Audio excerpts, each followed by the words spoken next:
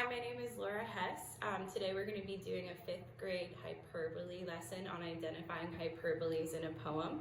Prior to this lesson, students would already know the definition of hyperbole and seen basic examples, but today we're going to extend the lesson and actually apply it to poetry.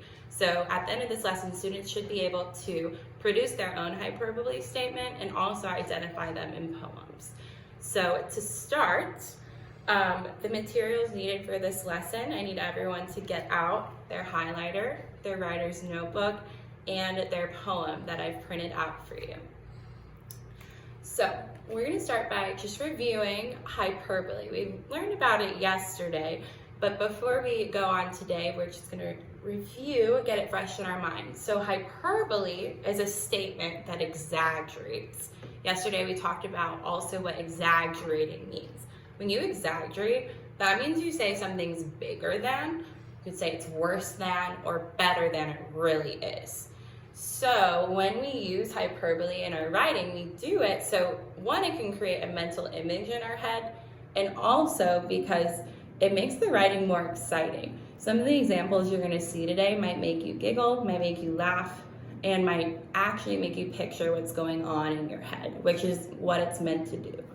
So again, exaggerating means making something bigger, worse than, or better than it really is. So we're going to start today by reading a poem about a girl who hates taking the garbage out. Raise your hand if you hate doing chores, hate taking out the garbage. I do as well. But we have to do it or we're going to end up like this girl in the poem. So the first time you read it through, I want you to read it with your best reading eyes and best listening ears. You're going to be reading along with me. Then the second time you read it together, you're going to be highlighting, using your highlighter, looking for those specific examples of hyperbole. So let's go ahead and read it together once. And at this time, I would read it through with the students once.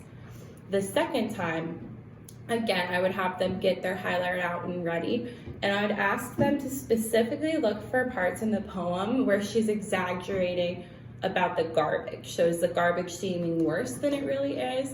Is the garbage bigger than it really is? That's what they're going to be looking for the second time. So I want to see that they specifically can spot it on their own. So after reading through it twice, and I will attach the poem to the email as well if you wanted to use it as a reference.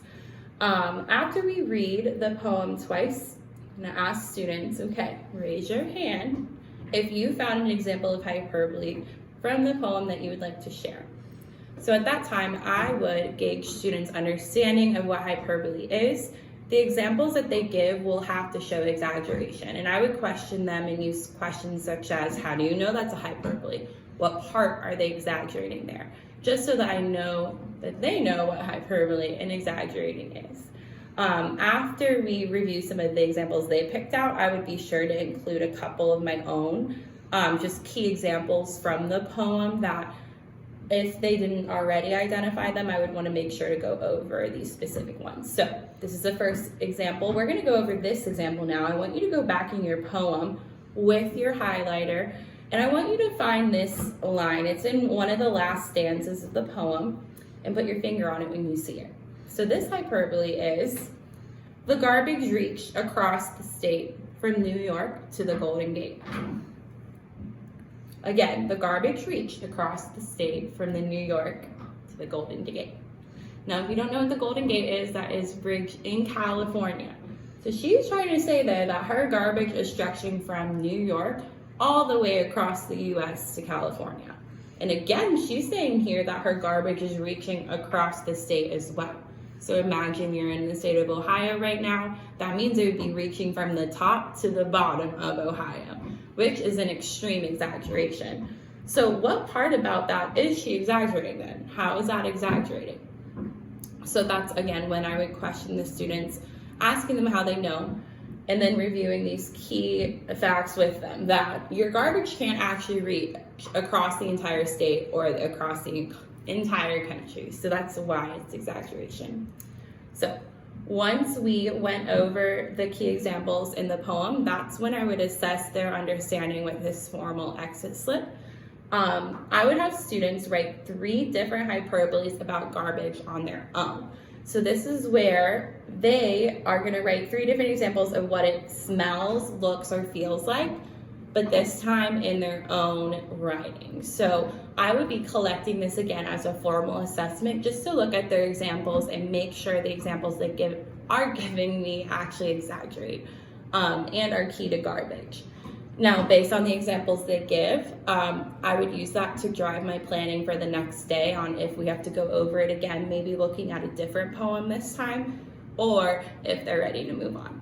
So some sentence starters I would also give them to help them get started are the garbage is as blank as. So again, just getting them to start thinking about how they could form that in a sentence and use it. After I give them time to independently write, they would share their favorite example. We would go over them together, and then I would collect this again as a formal assessment.